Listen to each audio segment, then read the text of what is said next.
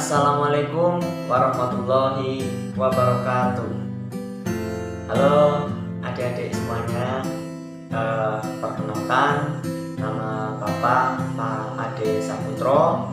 Di mana Bapak ini adalah guru magang dari Universitas Muhammadiyah Purwokerto yang diberi tugas untuk mengajar di kelas 3. Dan hari ini kita akan belajar tentang tema 3, yaitu benda di sekitarku, subtema 2, wujud benda, dan pembelajaran 6. Baiklah adik-adik semuanya, mari kita mulai pelajaran hari ini dengan membaca basmalah bersama-sama. Bismillahirrahmanirrahim. Oke adik-adik, mari kita belajar. Ayo kita mulai.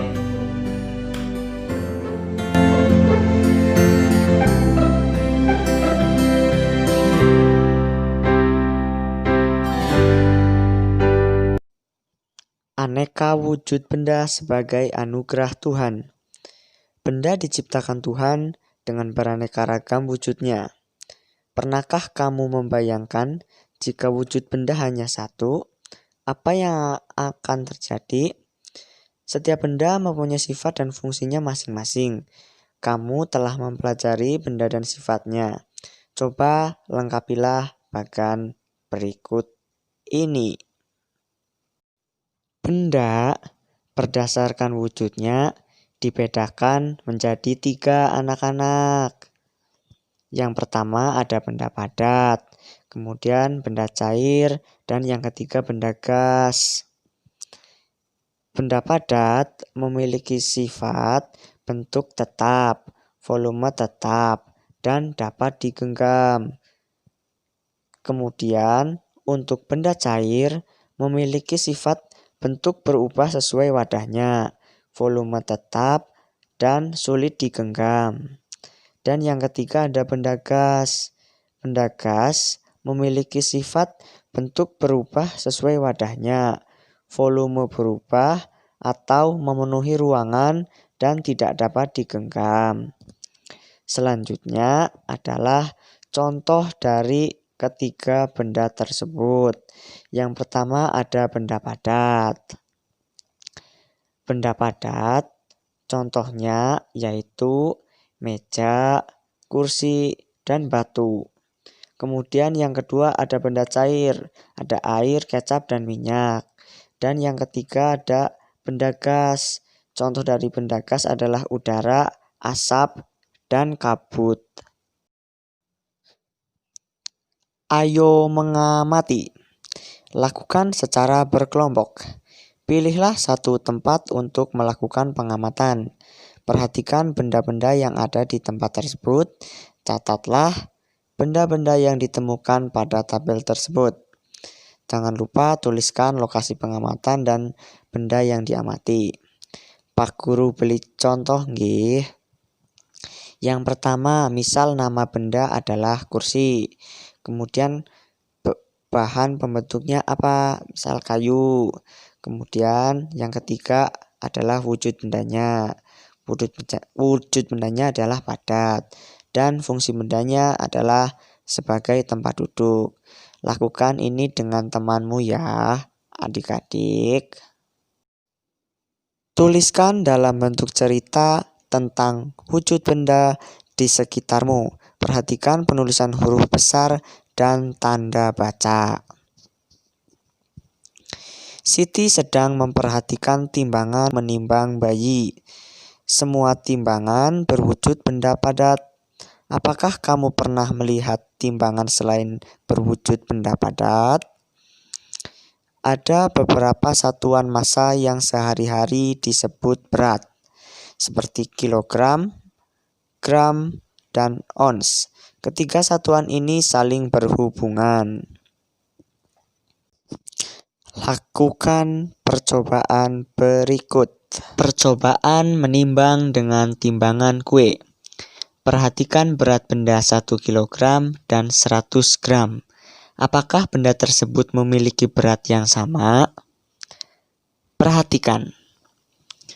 Gambar 1 menunjukkan bahwa 1 kg sama dengan 10 ons.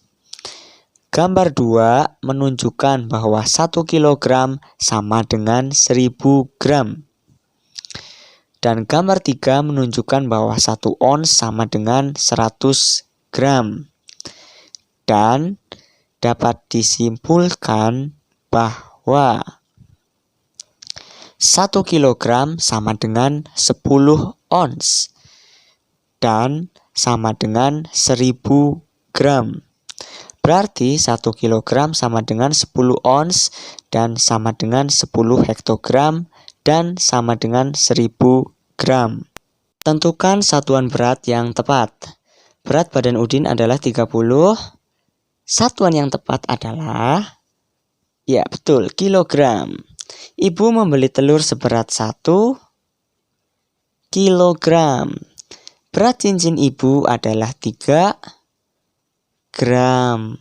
Gula pasir yang dibutuhkan untuk membuat kue adalah 250 gram. Dan ibu memerlukan bawang seberat 100. Satuan yang tepat adalah gram. Dan 100 gram nilainya sama dengan 1 ons. Lani sering membantu ayahnya menjaga toko. Lani sering membantu ayah menimbang bahan-bahan makanan.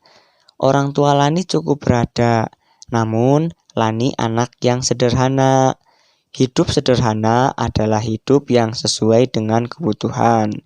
Hidup yang tidak berlebihan dalam menggunakan harta.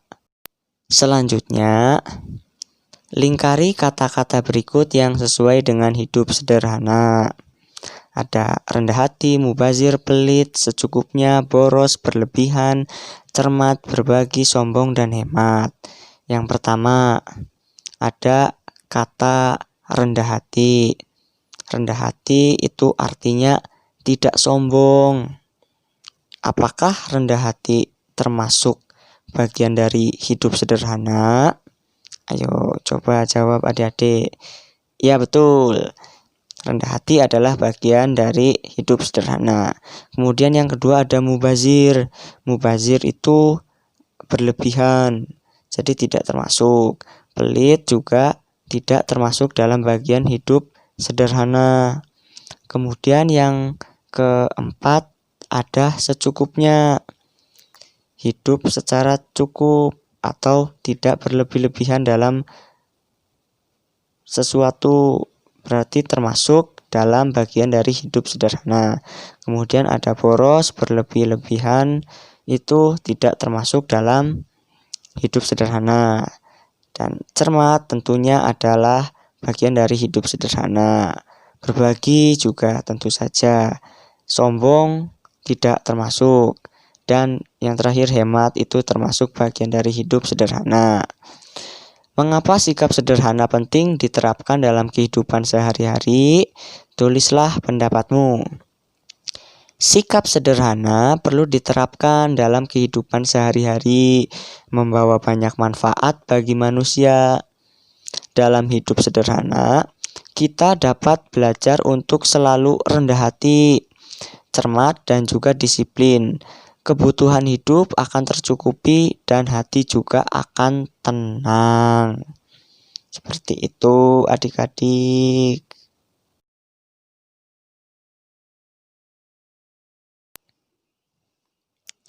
Contoh sikap sederhana dalam kehidupan sehari-hari. Di antaranya yaitu tidak memamerkan kekayaan orang tua, merasa cukup dengan apa yang diberi orang tua, dan tenggang rasa bila ada teman yang kurang mampu. Selanjutnya, diskusikan bersama temanmu. Diskusi tentang contoh sikap sederhana dalam kehidupan sehari-hari. Tuliskan dalam bentuk cerita pada kolom yang ada pada buku kalian. Selanjutnya, orang tua mengajak siswa diskusi tentang penerapan kehidupan sederhana di rumah. Siswa melakukan refleksi, apakah gaya hidupnya sudah masuk ke dalam sikap sederhana. Alternatif kegiatan adalah diskusi membedakan kebutuhan dan keinginan. Ya, mungkin itu sedikit materi yang bisa Bapak sampaikan. Apabila adik-adik semua masih ada yang bingung, ingin ditanyakan, silahkan tanyakan saja langsung di grup ini. Terima kasih, dan mungkin cukup sekian dulu untuk pertemuan kali ini.